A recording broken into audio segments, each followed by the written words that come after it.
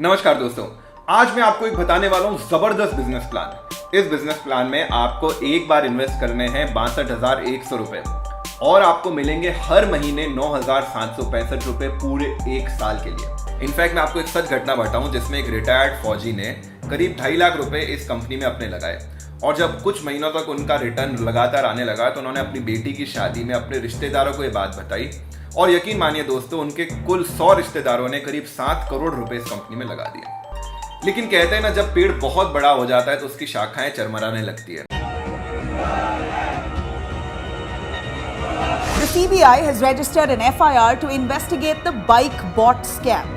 The scam has estimatedly duped over 200,000 investors of at least 15,000 crore rupees. The scam is indeed even bigger than the Punjab National Bank scam, which was about 13,000 crore scam. The agency here has named Sanjay Bhati, who is the chief managing director of UP-based Bike Bot, along with 14 others. The scam ran across India where gullible investors were lured into investing, giving them some lucrative plans. The plans involved investing in 1, 3, 5, 7 or more bikes, and in return, they will be paid monthly rent, EMI and bonuses in case the investment ran into multiple bikes. This Ponzi scheme was floated since 2017 but stopped in 2019. The promoters had also launched another scam for e-bikes in 2018. The subscription demanded for e-bikes was twice that of the petrol ones. To extract more money from gullible investors, they even published ads for this supposed scheme. Earlier, a probe was launched against the bike bot for money laundering back in 2019. The FIR lodged by CBI has also alleged that it is a pre-planned conspiracy. Arni university Kathgarh में पढ़ने वाले करीब 1100 बच्चों के भविष्य पर तलवार लटकी हुई है तथा एग्जाम न होने के कारण परीक्षार्थी काफी हताश है। परीक्षार्थियों ने कहा कि इस समस्या को लेकर वे मुख्यमंत्री जयराम ठाकुर से भी मिले और लिखित शिकायत दी, परंतु आज तक उस पर भी कोई कार्यवाही नहीं हो पाई है। अगर बच्चों के जल्द से जल्द पेपर ना हो पाए तो बच्चे हड़ताल करने से पीछे नहीं हटेंगे। एग्जाम को लेकर तारीख पर तारीख डालने से परीक्षार्थी भी आहत हो चुके हैं तथा अब मैनेजमेंट के खिलाफ हल्ला बोल करने को बाध्य हो जाएंगे।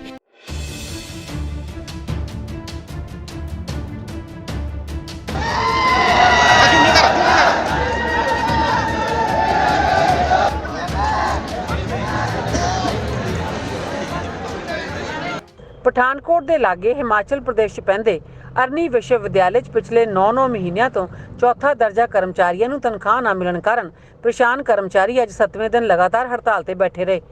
ਇਨ੍ਹਾਂ ਹੜਤਾਲੀ ਕਰਮਚਾਰੀਆਂ ਨੇ ਦੋਸ਼ ਲਾਇਆ ਕਿ ਉਹਨਾਂ ਨੂੰ ਹੜਤਾਲ ਤੇ ਬੈਠਿਆਂ 7ਵਾਂ ਦਿਨ ਹੋ ਗਿਆ, ਪਰ ਯੂਨੀਵਰਸਿਟੀ ਦੇ ਪ੍ਰਬੰਧਕਾਂ ਦੁਆਰਾ ਇਨ੍ਹਾਂ ਦੇ ਹੜਤਾਲ ਦੇ ਬੈਠਣ ਦੇ ਬਾਵਜੂਦ ਵੀ ਕੋਈ ਗੱਲ ਨਹੀਂ ਸੁਣੀ ਗਈ। प्रशासन मुर्दाबाद, मेघनाथ तोमर मुर्दाबाद, मेघनाथ तोमर मुर्दाबाद, रजिस्ट्रार संग्राम सिंह मलेरिया मुर्दाबाद, डीसी मुर्दाबाद, हमारी मांगे पूरी करो, पूरी करो, पूरी करो, हमारी मांगे पूरी करो, पूरी करो, पूरी करो। हमारे मालिक का नहीं मालूम, मालिक कौन हमारा, वो हमसे आगे मिले सही, हमारा मालिक है कौन है हमें कुछ नहीं मालूम।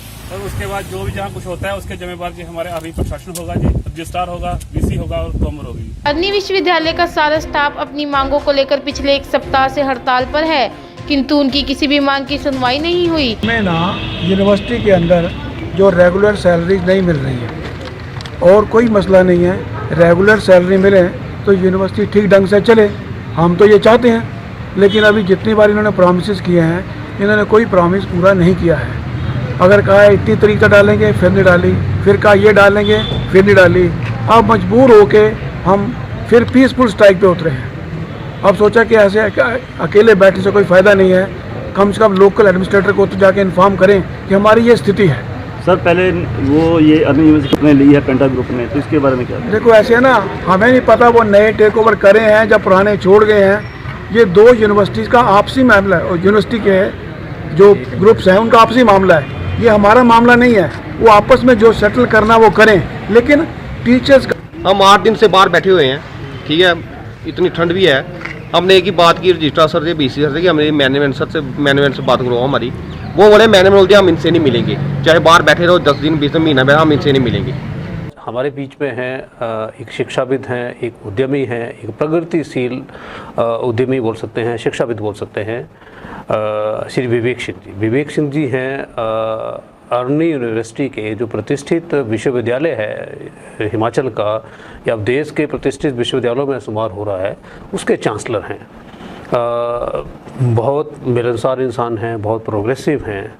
आज इनसे समझने की कोशिश करेंगे इनकी सफलता को और अर्नी यूनिवर्सिटी के को किस मुकाम तक ये ले जाना चाहते हैं, ये कुछ जानने की कोशिश करेंगे। आप सबके बीच में आने का थैंक यू सो मच।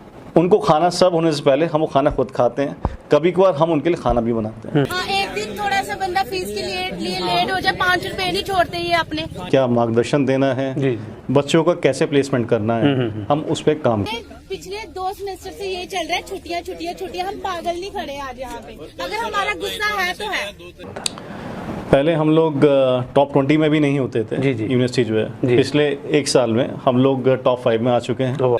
हम भी अगर तोड़ने फोड़ने पे आ जाए तो बाकी यूनिवर्सिटीज का हाल सबको पता कि क्या है। फिर हमने आज तक वो हरकत यहाँ पे नहीं की। हम गए थे, एडमिन में जाते थे, सारे टीचर्स होते थे, प्यार से बात करते थे, आ जाते थे।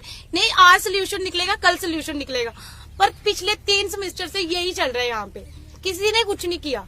अब ये हमारी प्रॉब्लम नहीं है कि हमारा मैनेजमेंट नहीं है, या हमारी कोई फाइनेंशियल प्रॉब्लम है, ये इनकी हेडेक है, हमारी नहीं है। हमें छुट्टियां नहीं चाहिए और हमें यहाँ पे सफाई चाहिए अपने हॉस्टल में।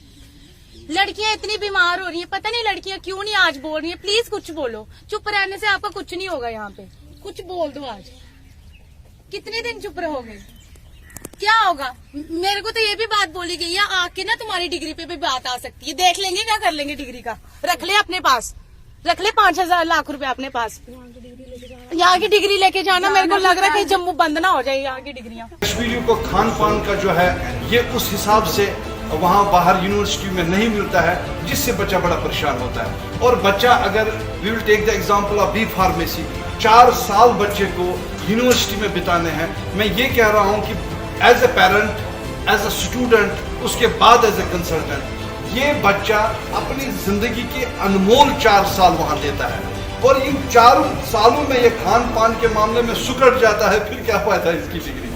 यूनिवर्सिटी में यहाँ से लेके बड़े बड़े वादे करते हैं ये कंसल्टेंट, फिर वहाँ पढ़ाई की फैकल्टी ऐसी नहीं होती है, बच्चों के पले कुछ नहीं पड़ता है। वो 10 दिन बाद भी कह रहा कि sit, I could not understand a single word delivered by my lecturer. ये 8 साल गाना साउथ अफ्रीका में रहे। We want to break a new system. बाकी खाने की है, आप खुद विजिट करो, आपको खुद क्वालिटी महसूस हो जाएगी। हम कितनी मेहनत करते हैं खाना बनाने में। फिर कहते हैं कि हमारी वो है। कितने दिन हम चुप रहे, कितने दिन रोना आता है। घर वालों को क्या बताएंगे? क्या पता पेरेंट्स यहाँ पे 50-50 हजार रुपया लोन लेके पढ़ा रहे हो, या कैसे पढ़ा रहे हो। खुद सफाई की, हमें नहीं पता, हमारी फीस तो ली, हमारी फीस ली है। क्यों हमें इतनी छुट्टियां डाली हैं यहाँ पे? पेरेंट्स को क्या बताएं हम? और वो भी किस बात की 22 छुट्टियां हमें? हम पागल थोड़ी नहीं हैं यहाँ पे खड़े। क्यों सुने हम टीचर्स की? अब टीचर्स, हमारा डिपार्टमेंट में ताला लगा हुआ, बीटेक वालों का डिपार्टमेंट बंद है, एक अदर क्लासेस लग रही है जॉर्जी वालों की।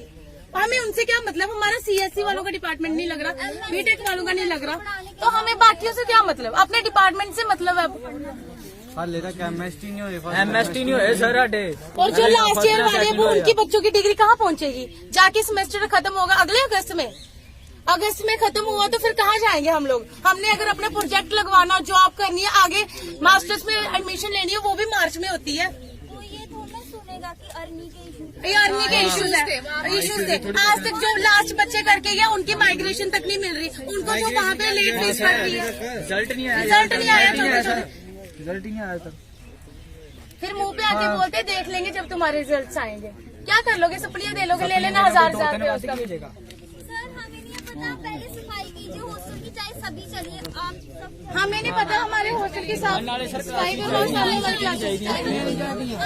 नहीं चाहिए हमें। हमारे घर वाले हमें क्या बोलेंगे कि तुम पिछले 18 दिन से घर पे क्या कर रहे हो? क्यों खड़े हो घर पे? फीस पूरी ली है उन्होंने, कहना 18 दिन की कौन सी कॉलेज, स्कूल में भी इतनी छुट्टियां नहीं पड़ती।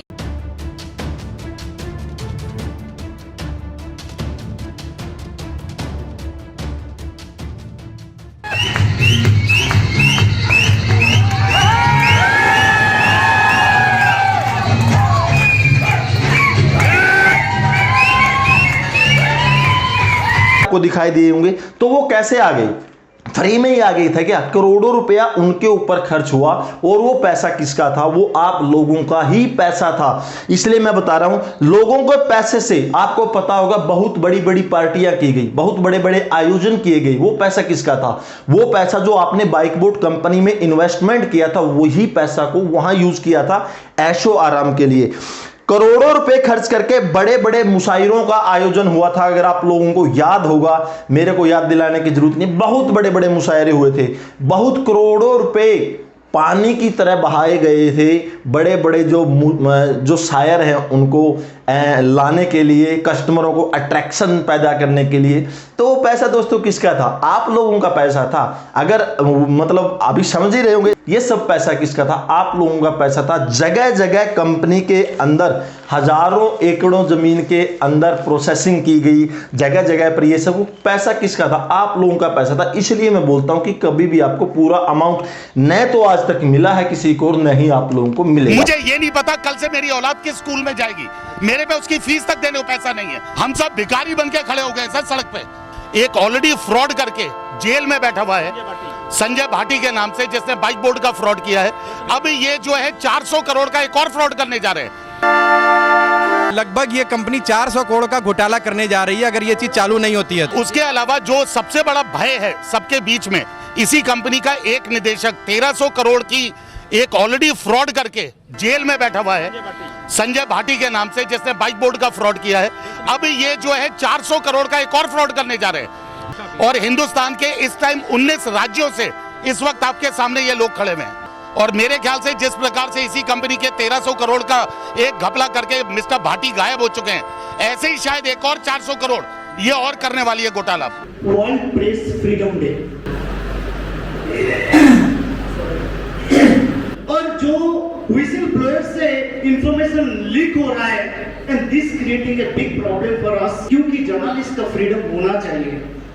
ये सबसे बड़ी इंपॉर्टेंट पॉइंट्स है। तो जितनी भी ये एक्टिविटी हुई है, ये आपने जो पैसा इन्वेस्टमेंट किया था, आपके द्वारा पैसा इन्वेस्टमेंट हुआ है, आपके ही पैसे से लोग करोड़पति बने हैं, आपके ही पैसे से लोगों ने गाड़ियां मिली है, आपके ही पैसे से मुशायरे हुए हैं, आपके ही पैसे से प्रमोशन हुआ है, आपके ही पैसे से पूरी प्रोसेसिंग हुई है, और आपके ही पैसे से लोग अमीर बने हैं, और आपके ही पैसे से प्रॉपर्टी खरीदी गई है।